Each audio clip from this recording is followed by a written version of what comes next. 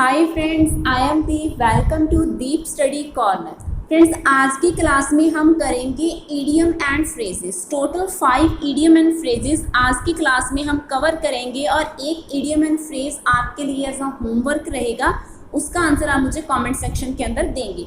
Friends, जो idiom and phrases है इसके क्वेश्चन एग्जाम में बहुत देखने को मिलते हैं। अक्सर हर एक एग्जाम में इसके क्वेश्चन आते ही आते हैं। तो मैंने आज की क्लास में टोटल 5 लिए हैं, इसको आज हम डिस्कस करने वाले हैं। देखो, फर्स्ट है ब्लैक एंड ब्लू। इसका क्या मतलब होता है ब्लैक एंड ब्लू का? कि किसी को बेरहमी से मारना, दयाहीन होके पीटना, उसकी पिटाई करनी, उसको बोलते हैं ब्लैक एंड ब्लू।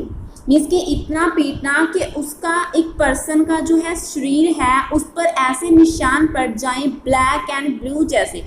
निशान हमारी बॉडी पर कब पड़ते हैं? जब हमें बेरहमी से मारा जाता है तभी पड़ते हैं ना। तो इसका जो मीनिंग क्या होगा? To beat mercilessly. मर्सीलेसली का मतलब होता है दया से रहित, दयाहीन होकर बेरहमी से मारने को बोलते हैं मर्सीलेसली, बीट करना। टू बीट मर्सीलेसली, इसको बोलेंगे ब्लैक एंड ब्लू। और अगर हम इसकी एग्जाम्पल देखना चाहें तो एग्जाम्पल क्या होगी इसकी? द थीफ, जो चोर है, थीफ वॉज बीटन। बीटन क्या होता है? मारना। The thief was beaten black and blue, black and blue by the police. Police के द्वारा जो चोर को इतना मारा गया, इतनी बेरहमी से मारा गया कि उसकी बॉडी पर जो निशान पड़ गए। नेक्स्ट क्या है? At a stone throw. Throw क्या होता है? फेंकना। स्टोन क्या होता है? एक पत्थर। अगर हमारे हाथ में एक पत्थर हो, अगर हम उसको फेंकें तो वो कितनी दूरी पर जाकर गिरेगा? तो जो दूरी होगी वो कुछ थोड़ी सी ही दूरी होगी, ज़्यादा दूरी नहीं होगी उस पत्थर की जहाँ पर जाकर वो गिरेगा। इसलिए अगर हम ऐसे फ्रेज को यूज़ करते हैं, इसका मतलब क्या होता है? डिस्टेंस की बात हो रही है। एक ऐसा डिस्टेंस जो बहुत ही नज़दीक हो, वेरी क्लोज हो, उस चीज़ के लिए हम फ्रेज यूज़ करते हैं एट अ स्टोन्स थ्रो। तो इसका मीनिंग क्या हो जाएगा? Very close. कोई चीज़ अगर बहुत ही पास में हो, नज़दीक में हो, तो उसके लिए क्या इडियम एंड फ्रेज यूज़ किया जाता है? At a stones throw. अगर हम इसकी एग्जाम्पल लें, माई स्कूल इज़ एट, जो मेरा स्कूल है वो कितनी दूरी पर है? बहुत पास में है। अगर हमने ये बताना है कि मेरा जो स्कूल है वो मेरे घर के पास में ही है। My school is at a stones throw, at a stones throw from my house.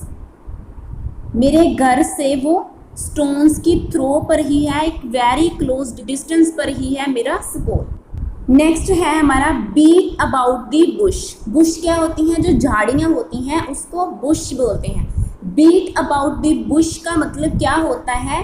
घुमा फिरा कर बातें बोलना।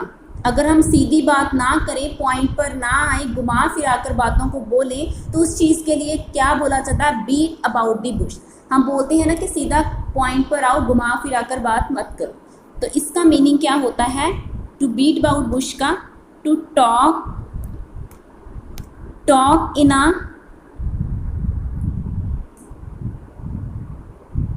Round about manner. घुमा फिरा कर बात करने को क्या बोलते हैं? Beat about the bush. इसकी एग्जाम्पल क्या होती है? कि हमें सीधा पॉइंट पर आना चाहिए, मुद्दे पर आना चाहिए और घुमा फिरा के बात नहीं करनी चाहिए। We should come to the point, we should come to the point and should not beat about the bush. Beat about the bush. Next है burn a hole in one's pocket. किसी की पॉकेट में, जेब में whole हो जाना, इसका मतलब क्या होता है? जेब में होल हो जाने का मतलब क्या होता है?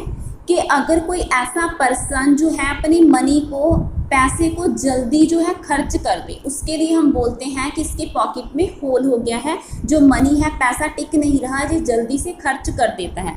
Burn a hole in pocket का मतलब क्या होता है? मनी को क्विकली स्पेंड कर देना, मनी स्पेंट क्विकली। क्विकली क्या होता है? जल्दी से। तो इसकी एग्जाम्पल हम क्या लेंगे? अगर हम ऐसे व्यक्ति को जो पैसा दें, ऐसा व्यक्ति जो बहुत ही खर्चीला हो, जिसकी जेब में पैसा टिकता नहीं, तो उसके लिए बोला जाएगा कि अगर ऐसे पर्सन को हम मनी देंगे तो इसका मतलब क्या होगा कि सिर्फ वो अपनी पॉकेट में होल ही करेगा। Money given to a spendthrift only burns a hole in his pocket। यहाँ पर एक वर्ड आया है spendthrift, इसका क्या मतलब होता है? खर्चीले व्यक्ति के लिए ये वर्ड बोला जाता है। नेक्स्ट है at a loss. Eight a loss का क्या मतलब होता है? हमारी एक ऐसी कंडीशन हो जाना कि हम किसी भी फैसले को ना कर पाएंगे, इसके फैसला लेने में हम एबल ना हो, एक ऐसी कंडीशन हो जाने को, इस स्थिति को क्या बोलते हैं? At a loss. तो उसका मीनिंग क्या हो जाएगा? To be unable to decide, means कि हम डिसाइड करने के एबल ना होना, उसके लिए बोला जाता है एट अ लॉस। इसकी एग्जाम्पल है I am at a loss to know what to do, means कि मैं फैसला लेने की कंडीशन में नहीं हूँ, मुझे नहीं पता कि अब क्या करना है, व्हाट टू डू। ये इसकी एग्जाम्पल है। आई होप ये 5 के 5 इडियम जो आपको अच्छे से समझ में आए होंगे, उसके मीनिंग और उसकी एग्जाम्पल के साथ। आज के लिए फ्रेंड्स इतना ही। आपके लिए होमवर्क में है इडियम एंड फ्रेज, उसका आंसर आप मुझे कमेंट सेक्शन में देंगे। ऑल इन ऑल इसका क्या मीनिंग होता है, ये इडियम एंड फ्रेज कब यूज़ किया जाता है, इसका मीनिंग बताएंगे आप। अगर हो सके तो इसकी एग्जाम्पल देने की भी ट्राई करना। अगर आपको ये वीडियो अच्छी लगे तो इसे लाइक करना, शेयर करना और चैनल को सब्सक्राइब भी कर लेना। मिलते हैं ऐसे किसी नई वीडियो के अंदर। Thank you for watching.